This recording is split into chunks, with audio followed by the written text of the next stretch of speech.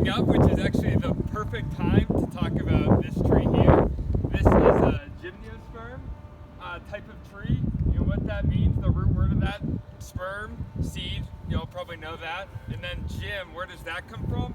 Well, that refers to naked seed. If you've ever looked at Greco-Roman wrestlers, they were often practicing, not like literally looking at them, but looking at images and art at a museum or something like that on pottery. They would often wrestle and practice in the nude when they were training for the Olympic Games. So that's where this naked seed comes from. And I'll get into more how that contrasts with some other types of trees in just a second. But that means that the wind is the real driver of pollination and rebirth for this type of tree. It's an ancient type of tree. Gymnosperms in general date back to the Devonians. That's like 400 million years. Maybe not the longest time in the 4.6 billion years of Earth, but life, we remember, complex life hasn't been around as long as that. So 400 million years is pretty old. These are some of the first trees that took root on Earth's surface. And this specific type of tree, not this specific tree, but this specific species of tree dates back not quite as old, but still pretty old, around 280 million years ago. So if you were a dinosaur walking the surface of the Earth, you might see a tree that looked just like this. I just wanted to look at the leaves. Yeah, so overall we've got some brown leaves on this tree, but that's just, it's pretty early in the season.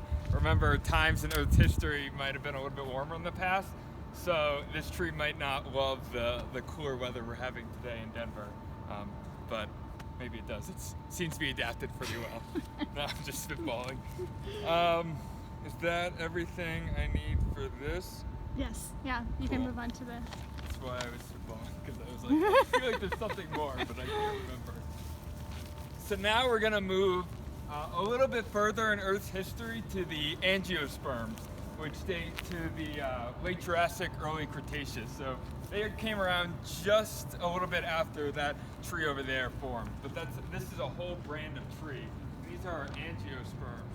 And the key diagnostic feature of this type of tree is that it needs a little bit of help to reproduce.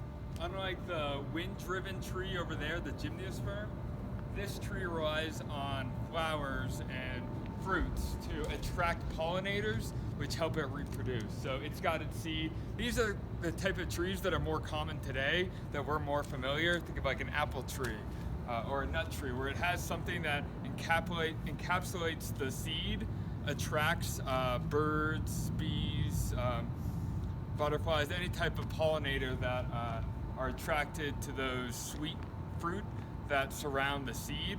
And often these two types of organisms, the pollinator and the pollinatee, a word that I maybe just made up right now, they'll evolve together so that they can have a synchronous relationship. I think that's it.